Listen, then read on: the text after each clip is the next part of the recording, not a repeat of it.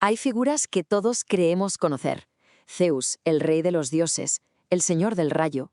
Pero hoy vamos a hacer algo diferente. Vamos a desmontar ese mito para descubrir la tiranía que en realidad se esconde tras el trono del Olimpo. Y es que, si lo pensamos, en la cultura popular los papeles no pueden estar más claros. Zeus es el rey heroico que gobierna desde los cielos. Hades el villano resentido que conspira en las sombras. Uno es la luz y el otro, la oscuridad. Pero, ¿y si toda esa historia que nos han contado siempre estuviera, completamente al revés?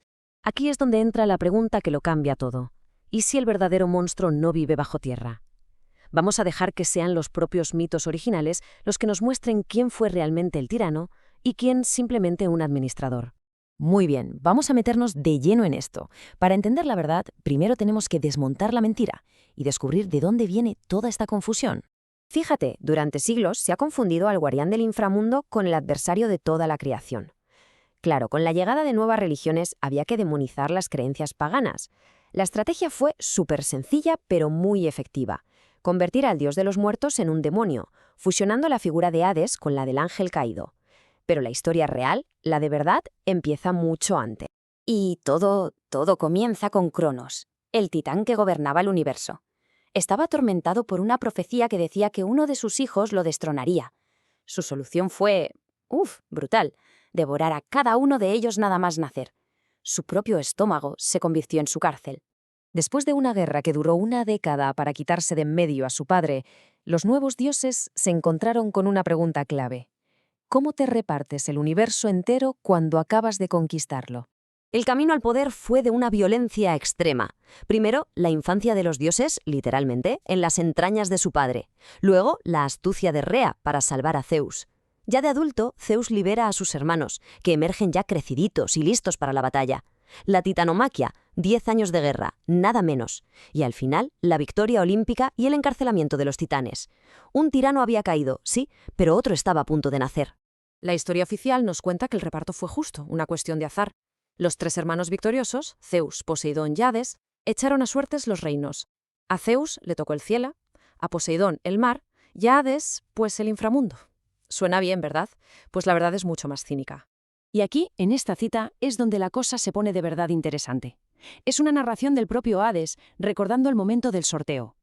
Poseidón, cómplice de Zeus, exclamó entre risas: «¡Yo quiero el inframundo!», mientras lo miraba de reojo. No era una broma, era una encerrona. Y aquí está la clave de todo. A Hades le manipularon para que aceptara el reino que ninguno de sus ambiciosos hermanos quería. Sabiendo que él era menos conflictivo, fingieron desear el reino sombrío para que él, en un arrebato de orgullo, lo reclamara. No fue suerte, fue una estafa. Bueno, pues una vez cada uno en su dominio, las diferencias de carácter entre los hermanos se hicieron, abismales. Vamos a comparar un poco sus estilos de gobierno. El Olimpo de Zeus era un auténtico caos, un escenario de caprichos, de paranoia. Sus acciones provocaban desequilibrios cósmicos un día sí y otro también. Mientras, el inframundo de Hades funcionaba con una estabilidad casi burocrática. Su deber era mantener el orden, juzgar a las almas con imparcialidad y asegurarse de que los muertos se quedaran en su sitio. Vamos, que uno creaba problemas y el otro los contenía.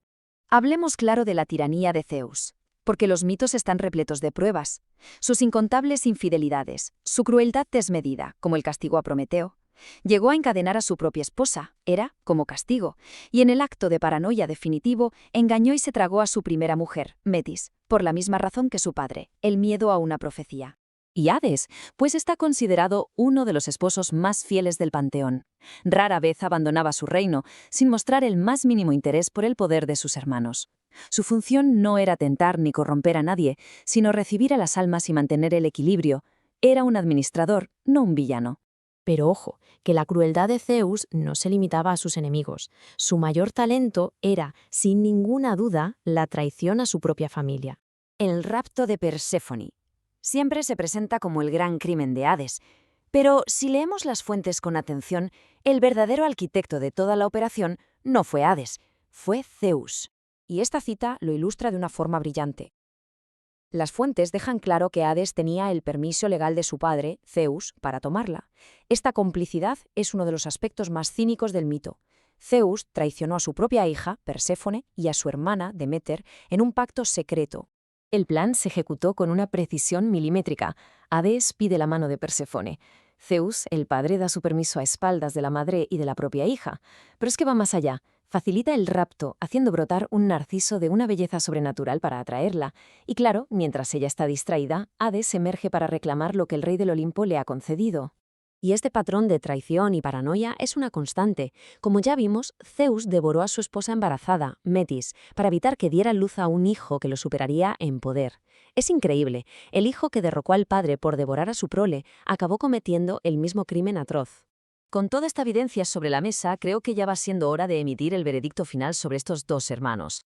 Por un lado, un rey que devoró a su esposa, encadenó a su familia y traicionó a su propia sangre una y otra vez para aferrarse al poder. Y por otro, un administrador que apenas salía de su reino, que cumplía con su deber de forma imparcial y cuyo único fin era mantener el orden cósmico. Así que volvemos a la pregunta inicial, pero ahora con toda la información en la mano. ¿Quién es el dios y quién es el monstruo? La evidencia de los mitos apunta en una dirección muy clara. Porque al final, la lección es esta. Detrás del trueno, del relámpago y del trono dorado del Olimpo, no late el corazón de un salvador. Late el corazón de un titán, tan paranoico y cruel como el padre al que derrocó.